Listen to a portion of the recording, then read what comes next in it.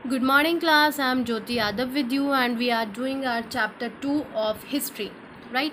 That is from hunting gathering to growing food. So, students, आज का हमारा topic होगा अ चेंजिंग इन्वायरमेंट. तो ये हमने पहले भी पढ़ा था कि पहले क्या हुआ करता था. लगभग अर्ली अगर हम टाइम की बात करें तो एंशियंट टाइम की अगर हम बात करें, वहाँ पर जो क्लाइमेट था वो टोटली डिफरेंट था. यानी कि जो क्लाइमेट था वो बहुत ही ज़्यादा कोल्ड हुआ करता था. तो इस वजह से कुछ एरियाज़ ऐसे थे कि जहाँ पर जो एग्रीकल्चर प्रोडक्शन है वो नहीं किया जा सकता था. लेकिन क्या हुआ, अब थोड़े टाइम बाद यानी कि अराउंड 12,000 ईयर्स अगो, यानी कि लगभग 12,000 साल पहले, there were major changes in the climate of the world. तो वर्ल्ड का जो क्लाइमेट था उसमें कुछ चेंजेस आने शुरू हुए. जैसे कि पहले क्या हुआ करता था, पहले बहुत ज़्यादा कोल्ड हुआ करता था क्लाइमेट, लेकिन अब धीरे धीरे जो क्लाइमेट था वो चेंज हो रहा था, वो वार्म कंडीशंस में आने लगा था with the shift to relatively warm conditions. Okay, तो पहले कोल्ड हुआ करता था लेकिन धीरे धीरे वहाँ पर चेंजेस आने लगे और जो क्लाइमेट था वो थोड़ा वार्म होना शुरू हुआ. In many areas this led to the development of grasslands. तो आपने देखा होगा, अगर हम बात करें ठंडे एरियाज़ की, तो वहाँ पर क्या होता है, स्नोफॉल ज़्यादा होता है, तो it is not possible to grow food there. तो अब क्या हुआ, जब वार्म कंडीशंस आने लगी, यानी कि जो क्लाइमेट है वो वार्म होना शुरू हुआ, तो कई सारे एरियाज़ ऐसे थे जिससे क्या हुआ, जो ग्रासलैंड्स में चेंज होने लगे. यानी कि पहले वहाँ पर बर्फ़ जमी रहती थी 12 महीने, लेकिन अब क्या था, वहाँ पर धीरे धीरे जो ग्रासलैंड्स वो डेवलप होने शुरू होने लगे जब क्लाइमेट वार्म होना शुरू हुआ. This in turn led to an increase in number of deer, antelope, goat, sheep and cattle.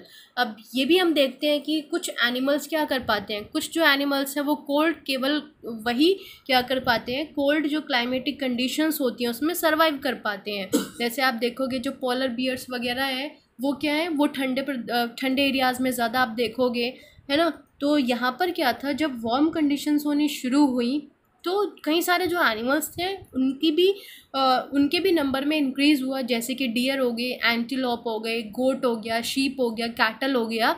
तो इस तरह के जो एनिमल्स थे वो डेवलप होने, यानी कि उनका जो नंबर था वो इंक्रीज़ होना शुरू हो गया, क्योंकि अब उनके लिए क्या थी, ग्रासलैंड्स भी थे, है ना, जो वो ईज़िली अब अपना फूड वहाँ से ले सकते थे. उसके अलावा उनके अकॉर्डिंग जो क्लाइमेटिक कंडीशंस थी वो भी डेवलप होनी शुरू हो गई थी. अब इस तरह के क्लाइमेट में, यानी कि वार्म क्लाइमेट में वो सर्वाइव कर सकते थे. अब आगे देखते हैं हम. Those who hunted these animals now followed them, learning about their food habits and their breeding seasons. तो जो भी पीपल क्या करते थे, इन एनिमल्स को हंट किया करते थे, उनको क्या करना पड़ता था. हंटिंग ऐसा तो नहीं है कि एनिमल आ गया, वो खड़ा हो गया कि लो मुझे तीर मारो और घर ले जाओ, है ना, हंट कर लो. तो हंटिंग के लिए क्या करना पड़ता है, एनिमल के पीछे जाना पड़ता है, उसको फॉलो करना पड़ता है. तो इससे क्या हुआ, उनको पता चला, जो हंटर्स थे उनकी फूड हैबिट्स के बारे में कि किस तरह की फूड हैबिट्स वगैरह हैं उनकी. ठीक है, so it is likely that this help people to start thinking about herding and rearing these animals themselves. तो जब उनको पता चला कि भाई इनकी फूड हैबिट्स ये हैं, ग्रासेस वगैरह खाते हैं, तो लोगों ने सोचा कि ये तो हमारे लिए क्या है, यानी कि अगर हम इनको डोमेस्टिकेट करेंगे, इनको अगर हम अपने घर में रखेंगे, तो ये हमारे लिए क्या होंगे, यूज़फुल भी होंगे. जैसे काऊ वगैरह है, बफेलो है, वो क्या हमें मिल्क देती हैं, है ना. उसके अलावा अगर आप बुल्स की बात करें तो वो क्या होता है, ऑक्सन की अगर हम बात करें तो उनको हम एग्रीकल्चर के लिए यूज़ कर सकते हैं, प्लेइंग वगैरह वगैरह के लिए. तो इसी तरह लोगों ने सोचना शुरू किया कि अगर इनकी फूड हैबिट्स ही हैं तो ईज़िली ये सारी चीज़ें जुटाई जा सकती हैं, तो इनको क्यों ना हम हर्ड करना या फिर रियर करना, यानी कि डोमेस्टिकेट करना शुरू कर दें. और इसके बाद क्या हुआ, phishing also become important. Phishing भी स्टार्ट कर दी गई और ये एक इम्पोर्टेंट उस टाइम तक क्या बन गया, ऑक्यूपेशन बन गया था लोगों का. और एनिमल्स जो हर्डिंग थी वो भी उन्होंने शुरू कर दी थी.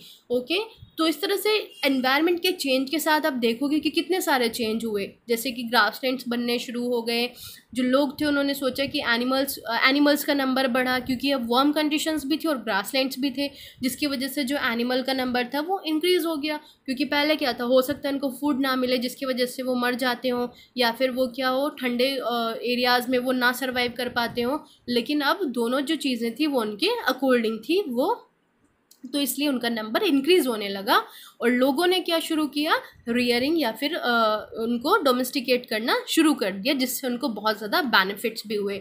तो एनवायरनमेंट चेंज के साथ में ये सारे जो चीज़ें थी वो भी चेंज हुई और फिशिंग भी इम्पोर्टेंट हो गई। ओके, तो ये था हमारा आज का टॉपिक स्टूडेंट। अपने नेक्स्ट क्लास में हम अपना नेक्स्ट टॉपिक डिस्कस करेंगे। Thank you.